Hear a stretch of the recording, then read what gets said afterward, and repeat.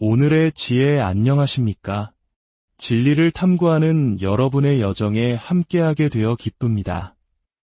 우리는 때로 우리가 믿는 바를 어떻게 이성적으로 설명하고 변호할 수 있을지 고민에 빠지곤 합니다. 오늘 우리는 바로 그 믿음의 근본을 단단히 세우는 지성의 기둥 중 하나에 대해 깊이 탐구해보고자 합니다.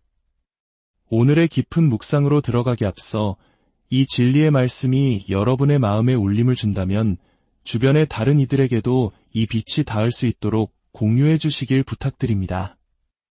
여러분의 구독과 좋아요는 더 많은 영혼들에게 이 지혜의 샘물이 흘러가게 하는 귀한 통로가 됩니다. 진리를 찾는 모든 분들에게 하나님의 크신 은혜와 평강이 함께하시기를 기도합니다. 우리는 지난 시간 모든 이성적 사고의 대전제인 무모순의 법칙에 대해 살펴보았습니다. 그리고 오늘은 그에 못지않게 중요한 인과율의 법칙, 즉 원인과 결과의 법칙에 대해 이야기 나누겠습니다. 인과율의 법칙은 간단명료하게 이렇게 정의됩니다. 모든 결과에는 반드시 그에 앞서는 원인이 있어야 한다. 이 세상에 존재하는 어떤 결과도 홀로 존재할 수는 없다는 뜻입니다. 무언가가 생겨났다면, 무언가가 움직였다면 그 배후에는 반드시 그것을 생겨나게 하고 움직이게 한 원동력이 존재한다는 것이죠. 이는 우리의 신앙과 세상을 이해하는 가장 기본적인 틀입니다. 그런데 18세기 스코틀랜드에 이 견고해 보이는 법칙에 날카로운 질문을 던진 한 철학자가 있었습니다. 그의 이름은 바로 데이비드 휴미입니다. 휴은 서구 지성사에 거대한 파문을 일으킨 회의주의 철학자로 유명합니다.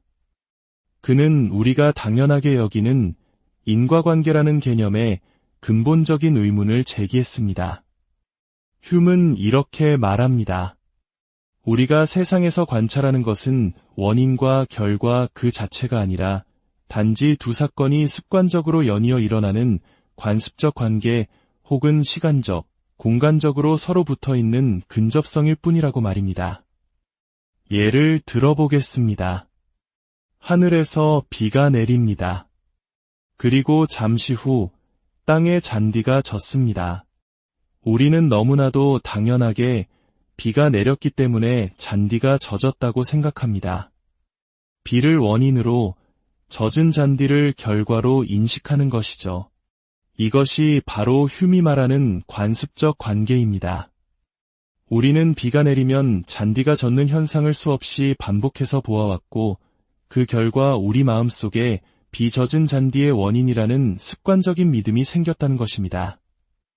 하지만 휴는 여기서 한 걸음 더 나아가 우리를 당황하게 만드는 질문을 던집니다. 당신은 비가 잔디를 젖게 만드는 그 힘이나 과정을 눈으로 본 적이 있습니까? 혹시 비가 내리는 것과 잔디가 젖는 것 사이에 우리 눈에 보이지 않는 제3의 원인이 개입해서 잔디를 젖게 만들 가능성은 전혀 없다고 단언할 수 있습니까? 이런 질문은 처음 들으면 터무니없는 억측처럼 들릴 수 있습니다. 마치 달 뒷면에 녹색 치즈로 만들어진 사람이 살고 있다고 상상하는 것과 같이 말입니다. 하지만 철학적으로 그리고 과학적으로 이 질문은 매우 중요합니다. 과거 현미경이 발명되기 전을 떠올려 보십시오. 사람들은 병에 걸리는 이유를 나쁜 공기나 악령의 탓으로 돌렸습니다. 눈에 보이지 않는 세균이나 바이러스가 질병의 진짜 원인이라는 사실은 상상조차 하지 못했습니다. 현미경이라는 도구는 우리에게 눈에 보이지 않는 세계가 실제하며 그 세계가 우리 삶에 결정적인 영향을 미치고 있음을 알려주었습니다. 지금 이 순간에도 우리 눈에는 보이지 않지만 수많은 미생물들이 이 공간을 떠다니고 있습니다. 휴메 주장은 바로 이 지점을 파고듭니다. 우리는 우리가 인지하지 못하는 수많은 일들이 세상에서 일어나고 있음을 인정해야 한다는 것입니다. 그는 아주 유명한 당구공 비유를 들어 자신의 생각을 설명합니다. 당구대 위에 흰 공과 8번 공이 놓여 있다고 상상해 봅시다. 선수는 큐대를 들어 흰 공을 칩니다. 흰 공은 미끄러지듯 나아가 8번 공과 부딪힙니다. 그러자 8번 공이 움직여 코너 포켓으로 들어갑니다. 이 일련의 과정에서 우리는 무엇을 보았습니까? 큐대가 흰 공을 때리는 장면, 그리고 흰 공이 8번 공과 충돌하는 장면, 그리고 8번 공이 움직이는 장면을 보았습니다. 우리는 이 연속된 사건들을 보며 큐대의 힘이 흰 공으로, 흰 공의 힘이 8번 공으로 전달되었다고 추정합니다. 하지만 휴는 묻습니다. 그 힘의 전달 과정을 눈으로 본 사람이 있습니까? 우리는 그저 한 사건 다음에 다른 사건이 일어나는 것을 보았을 뿐, 그 두 사건을 필연적으로 연결하는 보이지 않는 인과관계의 사슬 자체를 직접적으로 감각한 것은 아닙니다. 이것은 마치 옛날 어느 농부의 이야기와 같습니다. 그 농부는 매일 새벽 수탉이 우렁차게 울고 나면 어김없이 동쪽에서 해가 떠오르는 것을 보았습니다. 그는 생각했습니다. 저 수탉이 울기 때문에 해가 뜨는구나. 시끄러워서 잠을 잘 수가 없으니 해가 뜨는 것을 막으려면 저 수탉의 목을 비틀어야겠다. 이 농부는 논리학에서 말하는 포스트 혹 에르고 프롭테르 혹이라는 오류에 빠진 것입니다. 라틴어로 이것 다음에 일어났으므로 이것 때문에 일어났다는 뜻입니다. 단지 두 사건이 연이어 발생했다는 이유만으로 그 둘 사이에 인과관계가 있다고 성급하게 결론 내리는 오류를 말합니다. 데이비드 휴메의 이러한 날카로운 분석은 18세기 지성계에 큰 충격을 주었습니다. 인과율은 모든 자연과학의 심장과도 같은 원리이기 때문입니다. 의사가 환자를 진단하는 것은 증상의 원인을 찾는 과정입니다. 물리학자가 물체의 운동을 설명하는 것 역시 힘과 가속도라는 인과관계를 탐구하는 것입니다.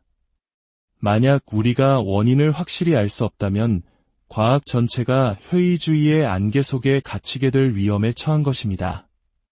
자, 그렇다면 휴는 인과율의 법칙 자체를 완전히 파괴해버린 것일까요? 여기서 바로 우리 기독교 변증의 중요한 전환점이 나타납니다. 결론부터 말하자면 그렇지 않습니다. 휴미한 것은 인과율의 법칙을 무너뜨린 것이 아니라 인간의 감각 경험이 가진 한계를 명확하게 보여준 것입니다. 무엇이 원인인지 정확히 알 수 없다고 말하는 것과 아무런 원인도 없이 결과가 발생했다고 말하는 것은 하늘과 땅 차이입니다. 휴는 당구공을 움직이는 보이지 않는 힘을 우리가 감각할 수 없다고 지적했을 뿐 아무런 힘도 없이 당구공이 저절로 움직였다고 증명하지는 못했습니다. 오히려 휴의 주장은 우리 신앙인들에게 더 깊은 진리를 향한 문을 열어줍니다. 그렇습니다. 우리의 눈과 귀는 이 세계의 모든 실제를 파악하지 못합니다. 우리는 이 물질 세계 너머에 있는 영적인 실제, 보이지 않는 힘의 근원을 직접적으로 볼 수 없습니다. 그리고 성경은 바로 그 궁극적인, 보이지 않는 원인에 대해 증언하고 있습니다. 사도행전 17장 28절은 말씀합니다. 우리가 그를 힘입어 살며 기동하며 존재하느니라. 이 세상의 모든 움직임, 모든 생명현상의 배후에는 하나님의 보이지 않는 권능이 작용하고 있다는 것입니다. 제가 이 분필을 손에서 놓아 떨어뜨릴 때 저는 제 의지로 이 일을 행했다고 생각할 수 있습니다. 하지만 그것은 기껏해야 2차적인 원인에 불과합니다. 제 손가락 하나를 움직일 수 있는 힘조차도 궁극적으로는 생명과 능력을 주시는 하나님의 권능에 의존하고 있기 때문입니다. 그리고 그 하나님의 권능은 우리의 감각으로 포착할 수 없는 보이지 않는 실제입니다. 결국 휴메 회의주의는 역설적으로 기독교 유신론과 양립할 수 있는 주장이 됩니다. 이 세상의 어떤 움직임도 하나님의 능력을 떠나서는 존재할 수 없으며 하나님이야말로 모든 운동에 보이지 않는 궁극적 동력원이십니다.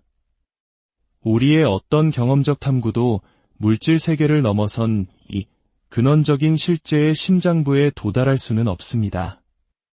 이러한 휴메의 회의주의적 분석은 독일의 위대한 철학자 임마누엘 칸트를 독단의 잠에서 깨어나게 한 계기가 되었습니다.